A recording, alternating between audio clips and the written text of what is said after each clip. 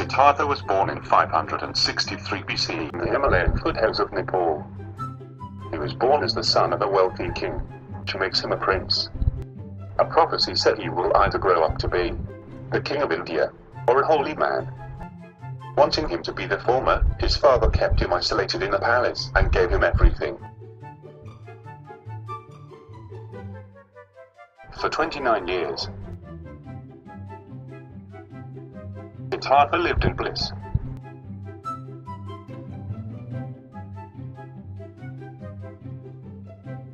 He was protected by the smallest misfortunes of the outside world.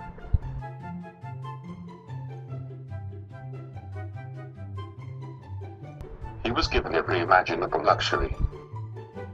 Jewelries, servants, and even beautiful dancing women.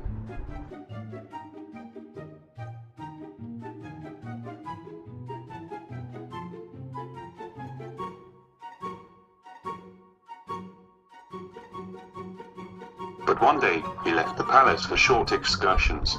What he saw amazed him. First he met a sick man.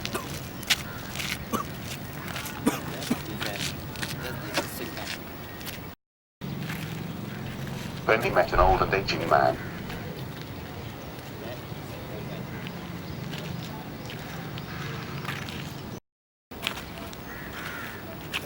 And he saw a dead man.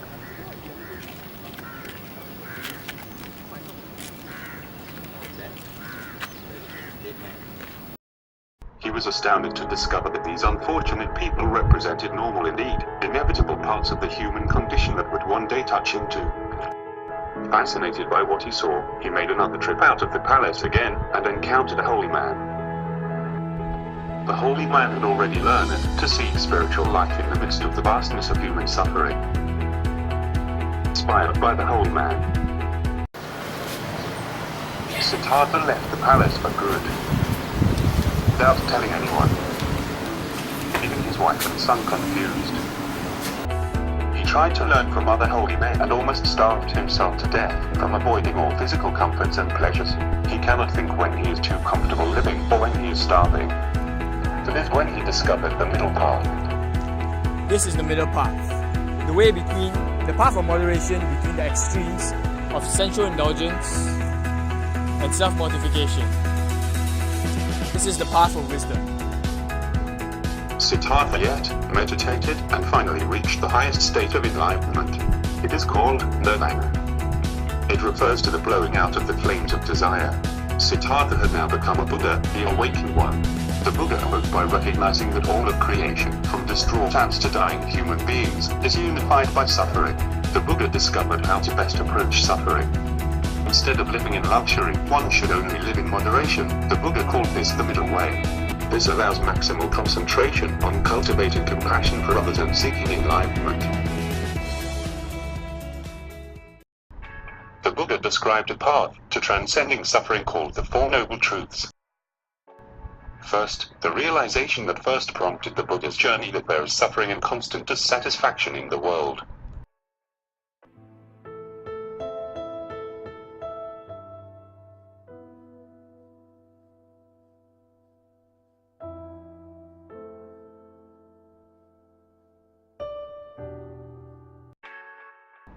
Second, suffering is caused by cravings and desires.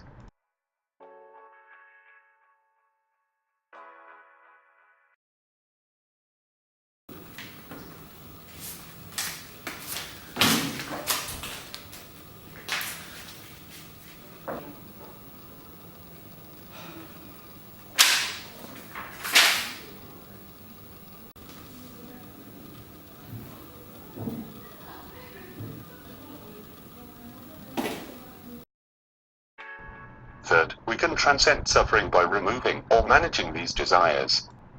We are unhappy not because we don't have enough money, love, or status. We are unhappy because we are greedy, vain, and insecure. By reorienting our mind, we can learn to be content.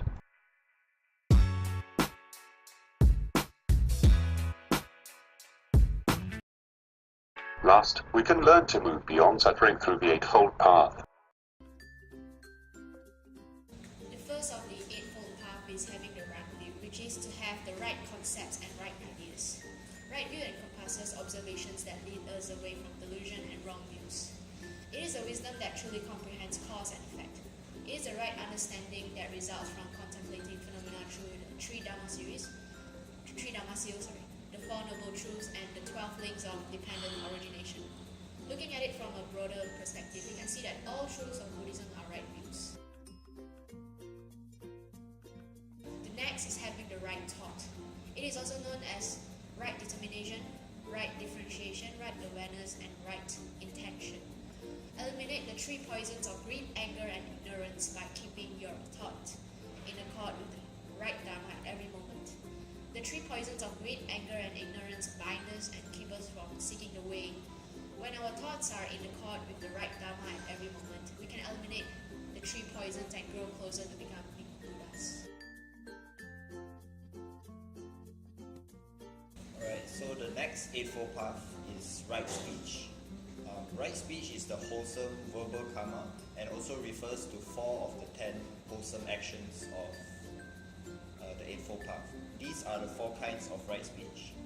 The first one is words of truth, which means that the words that you speak have to be true, honest, and not duplicitous. The next type of right speech is words of compassion. These are words that are kind, soft, and give others confidence. The third kind of right speech is words of praise. These are words that encourage others and bring them joy and happiness. And the fourth and final kind of right speech is words of altruism. These are words that help and benefit others.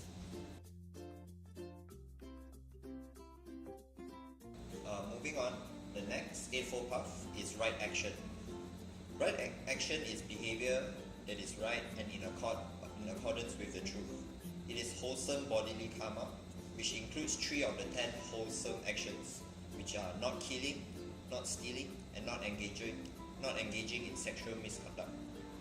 However, following this is just passively not committing unwholesomely to good deeds. The active meaning of right action is to protect life, be compassionate, and give charity.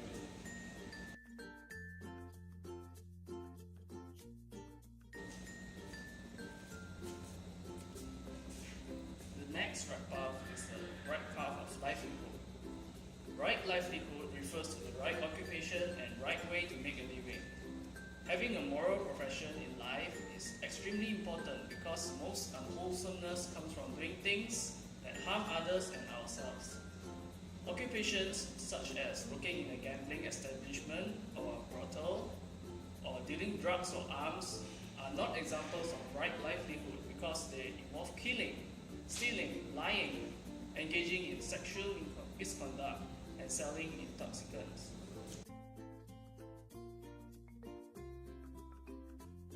The next path is a path of mindfulness. Right mindfulness is also known as true contemplation. It means to have a mind that is pure, aware, and does not give rise to unwholesome thoughts. It is contemplating the right path.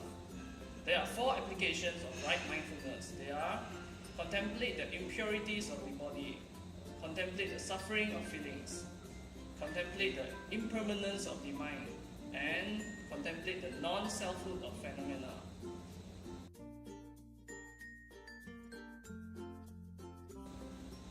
The rights I'm going to talk about is right effort. Right effort is also known as the right diligence, right skillful means, and caring for the Dharma. It means that we should move in the direction of truth with courage and diligence.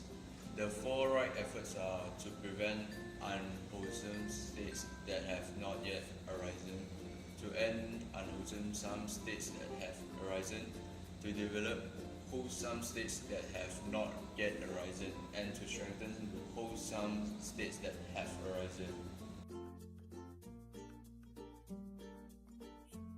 The next one will be right concentration. Right meditative concentration is using samadhi to focus the mind and settle the distracted body so we can cultivate ourselves. True samadhi is not merely a matter of sitting in meditation. It is also developing and exploring our mind our inner capacity. Right meditative concentration should bring us good health. It should help us focus on single-mindedness and attain peace. It should clarify the mind and lead us from ignorance to the state of awakening. Ultimately, cultivating right meditative concentration will reveal our Buddha nature to us and allow us to discover our true self. In Buddhism, wisdom is a habit, not merely an intellectual realization. One must exercise one's noble impulses on a regular basis, like how an Olympic athlete trains every day. The moment of understanding is only one part of becoming a better person. After Buddha died, his followers collected his stress, sermons or sayings, into scriptures, and developed texts to guide followers in meditation, ethics and mindful living. The monasteries that had developed during the Buddha's lifetime grew and multiplied throughout China and East Asia. For a time, Buddhism was particularly uncommon in India itself, and only a few quiet groups of monks and nuns roamed the countryside, meditating quietly in nature. But then in the 3rd century BC, an Indian king named Ashoka grew troubled by the wars he had fought and converted to Buddhism. He sent monks and nuns far wide to spread the practice. Buddhist spiritual tradition spread across Asia and eventually throughout the world. Buddha's followers divided into 2 main schools, Theravada Buddhism, which colonized Southeast Asia, and Mahayana Buddhism, which took hold in China and Northeast Asia. Today, there are about 500 million Buddhists in both East and West following the Buddha's teachings and seeking a more enlightened and compassionate state of mind. Fun fact: Steve Jobs was a Buddhist too. Buddha's teachings are important regardless of our spiritual identification. Like the Buddha, we are all born into the world not realizing how much suffering it contains, unable to fully comprehend that misfortune, sickness, and death will come to us too. As we grow older, this reality often feels overwhelming, and we may seek to avoid it altogether. But the Buddha's teachings remind us of the importance of facing suffering directly. We must do our best to liberate ourselves from the grip of our own desires, and recognize that suffering can be viewed as part of our common connection with others, spurring us to compassion and gentleness.